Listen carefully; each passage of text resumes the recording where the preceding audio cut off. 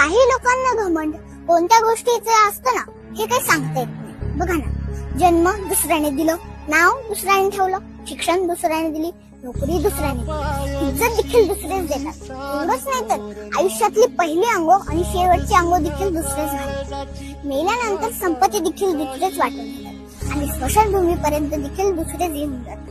तळे देखील माणसांना कोणत्या गोष्टीचं घमंड असतो ना हे सांगणं मात्र खूप कठीण.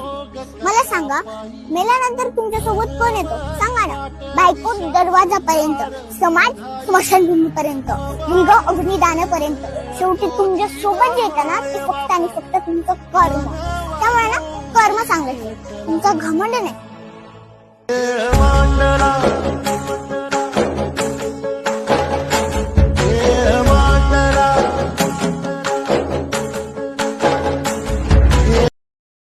Download ShareChat.